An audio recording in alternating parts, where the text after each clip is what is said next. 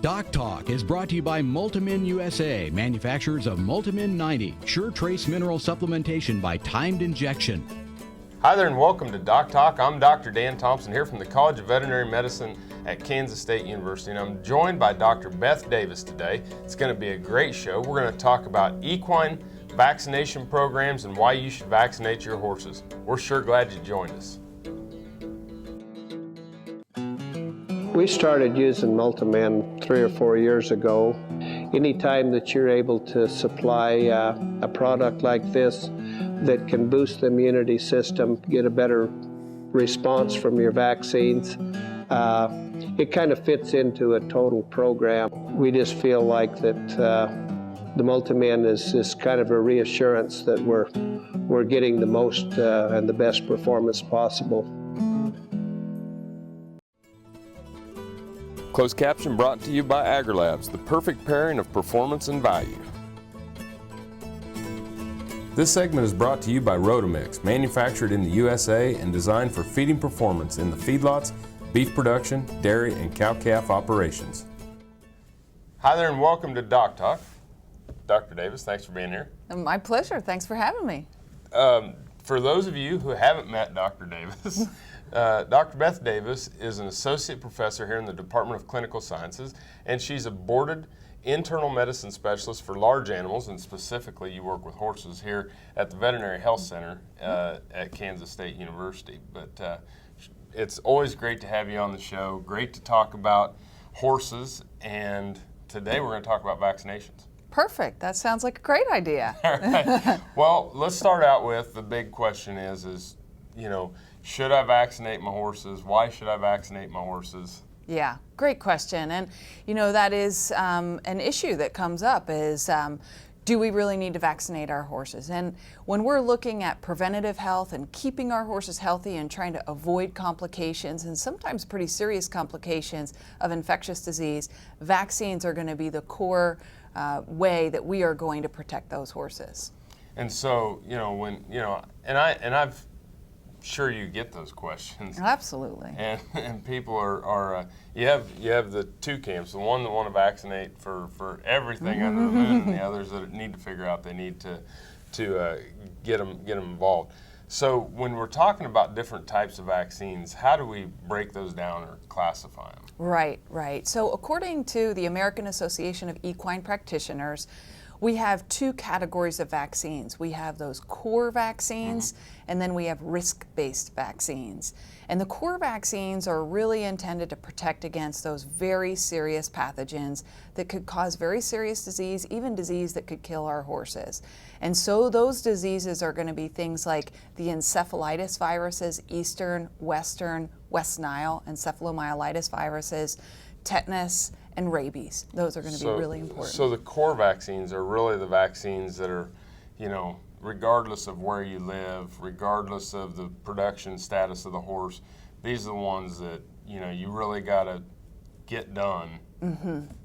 Regardless. Absolutely.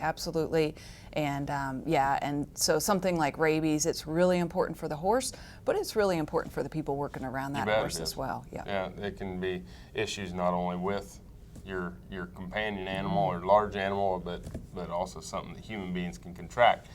So when we start to think about the core-based vaccines, you know, there are 4 or 5 that you're recommending. Is there a time of the year in which you recommend that you give those? Right. So those are going to be vaccines that are started when the horse is young, and usually with an initial series of 2 to 3 vaccines, depending on how old the horse is. If it's the first year of life, series of 3 vaccines, and then an annual booster, and that booster is often going to be given in the springtime months.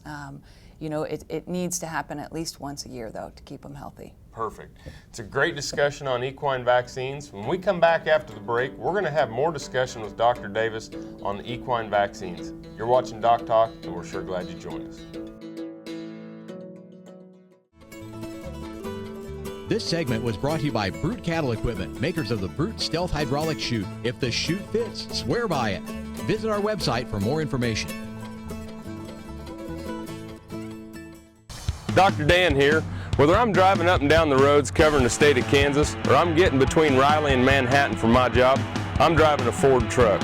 I'd like you to come out and visit my friends here at Dick Edwards Ford. They have a truck that'll suit your needs, whether you're looking for power with a Power Stroke diesel, or if you're looking for fuel efficiency with the new EcoBoost engine, they got a truck that's just right for you. They're located 2 miles east of the Town Center Mall in Manhattan, Kansas, and they'll bend over backwards to help you. And I'll see you down the road.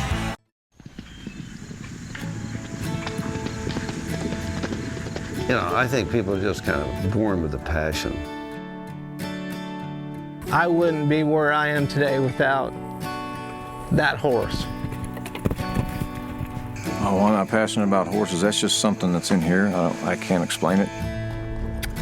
Some people go to a job every day. I just go do what I love to do. That's all I know is horse. The bottom line, we're for the horse. It's whatever we can do to make life better for the horse, wherever they are, whatever they do. They're just magic, that's all. They got me. If we always do what's right for the horse, we will never go wrong.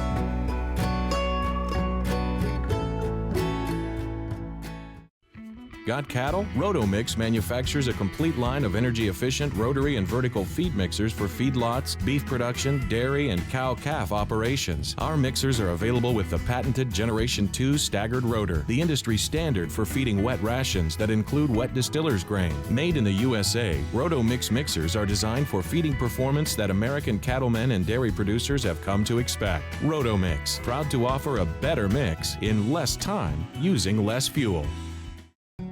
Beef producers need a practical choice when antibiotic therapy is required. More than ever, they are reaching for non-prescription Noromycin 300LA from Norbrook, specially formulated to produce sustained antibiotic blood levels up to 4 days in cattle. Noromycin 300LA delivers economic, broad-spectrum disease management for pneumonia, shipping fever, pink eye, wound infections, and foot rot. See for yourself why Norbrook's Noromycin 300LA is the practical choice for your herd. Join the team, the Beef Quality Assurance Team. Getting BQA certified shows you're committed to practices that produce the highest quality beef in the world. And by visiting BQA.org, you can take the online certification course at a time that fits your schedule and from the comfort of your home or office. You'll also find lots of helpful tips on improving animal health and animal handling practices. Get certified, BQA certified, because it's about doing the right thing. Visit BQA.org today and become a member of the BQA team. Valley Vet Supply is devoted to providing information and professional quality products at reasonable prices. ValleyVet.com, ValleyVet.com, Valley Vet Supply. This segment is brought to you by Norbrook Laboratories, manufacturers of Noromycin LA, Normectin Plus, 1%, and Poron, the practical choice for your herd. Hi there and welcome back to Doc Talk. I'm Dr. Dan Thompson here from the College of Veterinary Medicine at Kansas State University, and I'm joined by Dr. Beth Davis, who is a boarded internal medicine specialist for large animals, and she's an associate professor here in the Department of Clinical Sciences at Kansas State University, and we're talking about vaccinating your horses. Yeah. We've established the fact that we need to. We've established the fact that we have core vaccine strategies for all horses, and now we're going to talk about risk-based vaccines. Why do they call them risk-based? Right. So risk-based vaccines are going to be really important for diseases that the horse may develop depending on their environmental conditions. Okay. And so any horse owner is going to work really closely with their veterinarian to make specific vaccine decisions. But these risk-based vaccines are targeted towards things like respiratory disease. So those viruses like influenza virus, equine herpes virus that cause respiratory disease. There's a variety of vaccines to choose from out there and different types of vaccines. Some are going to be in the muscle, some are going to be intranasal.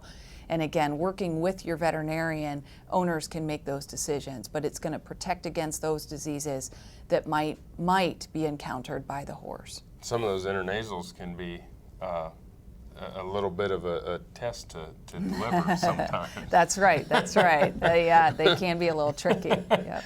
When we're talking about, can we get into maybe some of these specific risk-based vaccines as far as maybe the more popular ones, and why we do some of those? Right, absolutely. And so influenza. Influenza is a virus that is in the horse population. It is everywhere. Highly contagious. Highly contagious. It's going to spread through a barn of susceptible horses if they're not vaccinated. It's going to cause fever, coughing, nasal discharge. Horses aren't going to be able to go to the horse show or go and race. They're not going to be able to perform if they're sick with influenza. So it's important that they're vaccinated against influenza. Even though it may not threaten their life per se, it certainly is going to be highly contagious, spread through the barn, and performance limiting. Along those lines, another one is equine herpes virus. Okay. We have a couple different kinds of equine herpes viruses.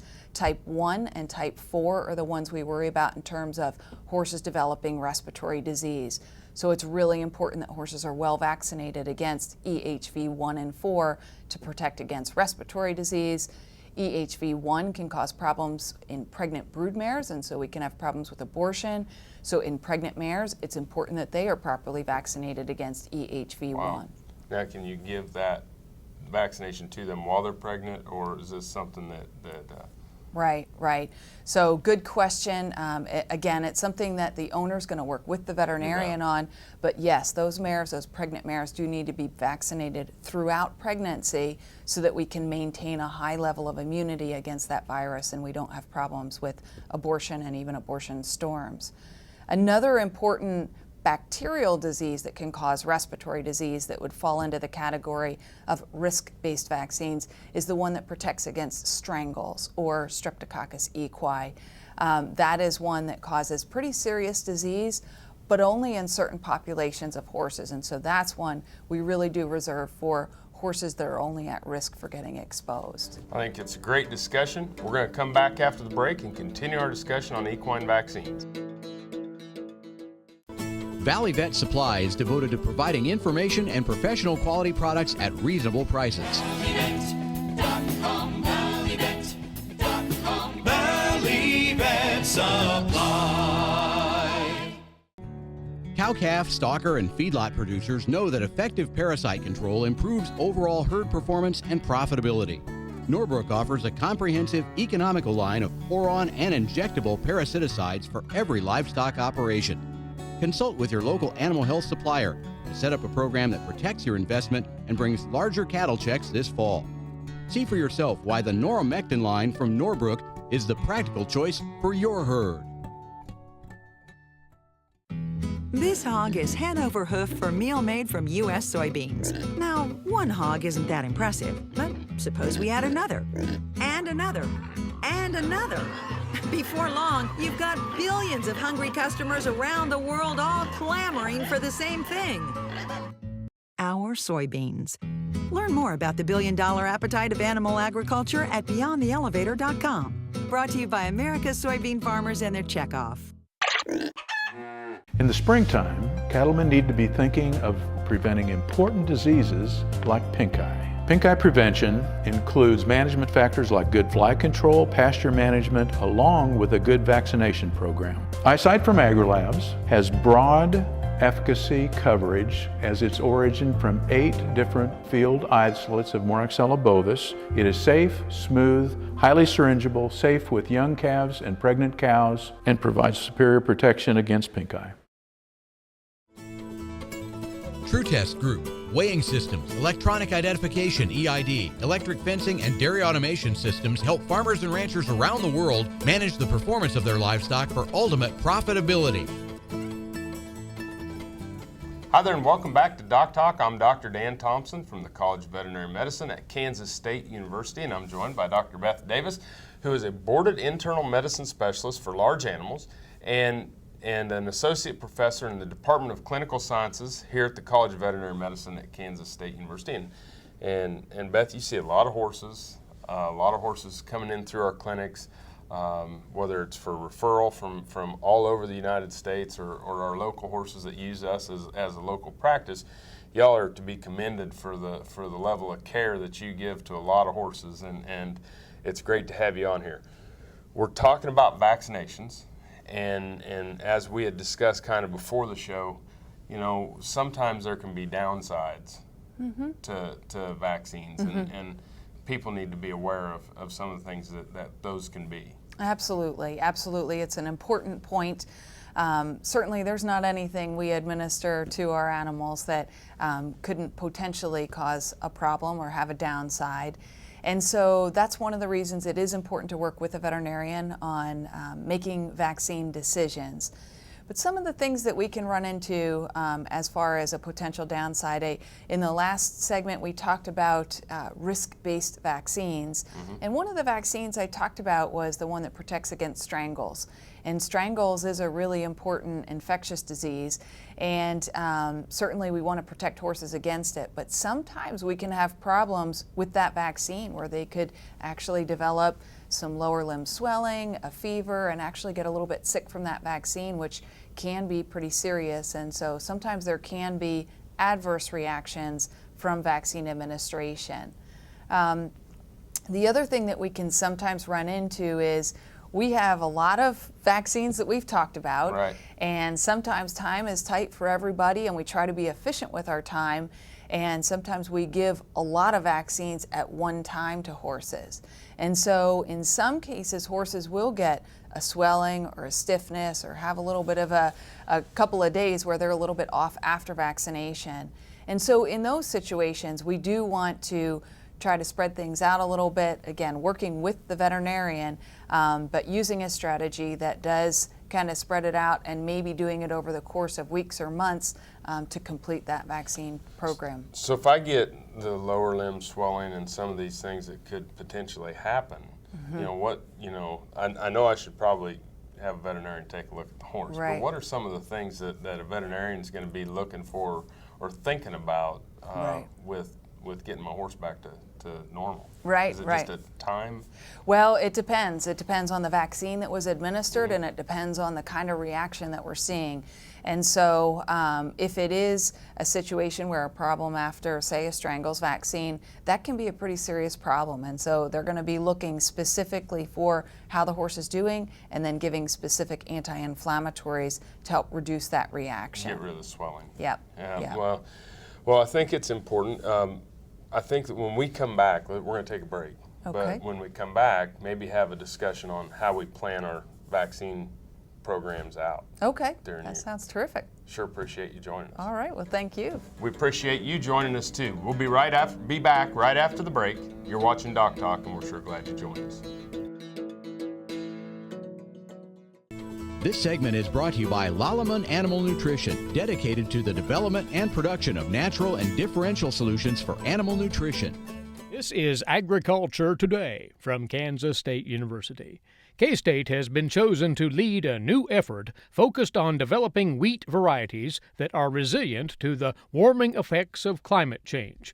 A $5 million grant from the U.S. Agency for International Development will fund this project. USDA wheat geneticist Jesse Poland will lead the K-State research team. First is obviously growing candidate wheat varieties in hot temperatures and seeing which ones do the best. And so sort of as a fast track to that approach, we're looking at what we call genomic selection, where we can use DNA markers to basically get a profile of the genome for all of these different candidate wheat varieties. This is K-State Research and Extension. The Kansas State University College of Veterinary Medicine is a leader in food animal research and education. Our researchers are constantly expanding the knowledge of animal health and food safety. Through the Veterinary Health Center and the Kansas State Veterinary Diagnostic Lab, we provide practical services for animal producers. Home of the Beef Cattle Institute, the college is committed to animal welfare training and research. The Kansas State University College of Veterinary Medicine, knowledge and service for the future of animal production. As dependable as the sunrise, in dairy parlors, open pastures, on ranches and feed yards across America. A place where reputation is more than a name, where the science of healthier animals is a way of life. It's the responsibility that drives who we are and what we do. Every decision, every day. It's your livelihood and our responsibility. Hi, I'm Kevin Ochsner, host of NCBA's Cattleman to Cattleman and Colorado Rancher. Join me each week as the National Cattlemen's Beef Association brings you the latest updates in industry information and market news. Plus, each week we provide important educational information and features on cattlemen from across the country just like you. And we can't forget our favorite cowboy poet, Baxter Black. Join me for NCBA's Cattleman to Cattleman, debuting Tuesday nights at 8:30 Eastern, right here on RFD TV. In this particular area of central Montana, we are a little copper deficient, and with the use of multi-min, I've noticed in our hair coats of the cattle don't have that red color like they normally do with copper deficiency. We've seen less sickness in the calves when we give our calves shots at weaning. Calves seem to wean off better. We've had less foot rot in the calves after weaning. Those are the big benefits we've seen by using the product.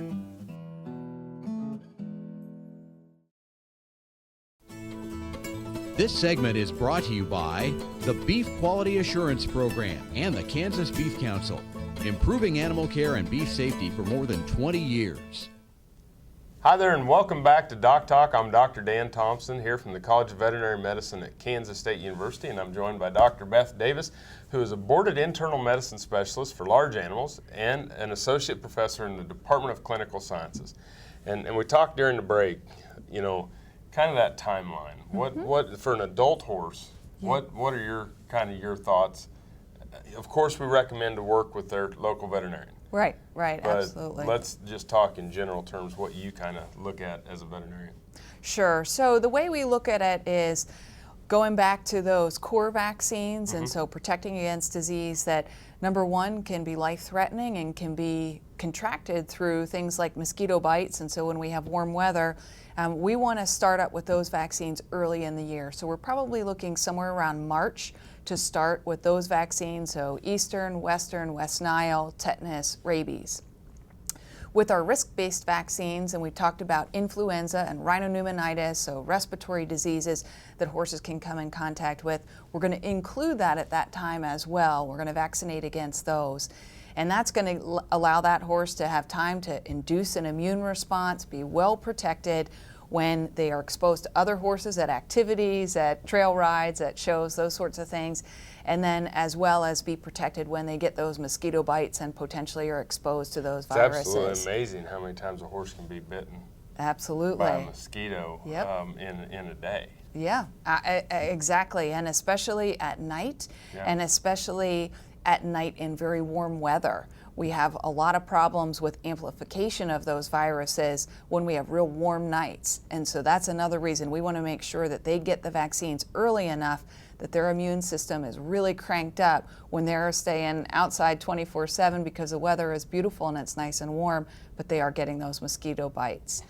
And then when we get a little bit later in the year, so we get through our summer months and we're moving towards fall, then we want to go ahead and give them a boost for respiratory viruses because, again, through the winter months, they can get exposed and they can have problems. Some of those vaccines don't give them year-long protection, so we want to boost them again for flu, for rhino, again in the fall months.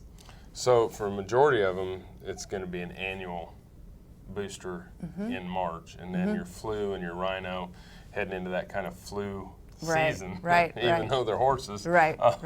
You know, we're going to be looking at a booster at 6 months. Right, exactly. And depending on where they live, there's going to be modifications based on season and that sort of thing. I get a lot of questions on the strangles and the rabies. Are those annual generally, or? Well, the rabies is a once a year. It's a really good, potent vaccine, so that's a once a year, and we're doing that one in the spring. The strangles, again, in those individuals that need it, that is actually going to be a twice a year vaccine. So as we're moving towards show season and things like that, probably need to booster them every 6 months. Right, yep, absolutely. Excellent. Thank you so much. Well, my pleasure, thank you. You always do a great job, and really appreciate what you do for our students and for our clients. Well, thank you very much. And thank you for watching Doc Talk. It's been a great show today. If you want to know more about what Dr. Davis and I do here at the College of Veterinary Medicine, you can find us on the web at www.vet.ksu.edu. Remember, we encourage you to always work with your local practitioner, and thank you so much for watching the show. Again, I'm Dr. Dan Thompson here from the College of Veterinary Medicine at Kansas State University. You've been watching Doc Talk. We'll We're sure glad you joined us, and we'll see y'all down the road. Closed caption brought to you by AgriLabs, the perfect pairing of performance and value.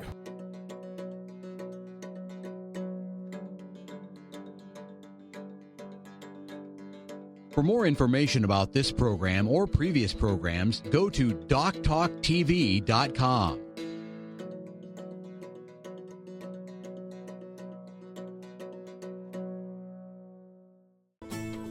DocTalk was brought to you by Multimin USA, manufacturers of Multimin 90, sure trace mineral supplementation by timed injection,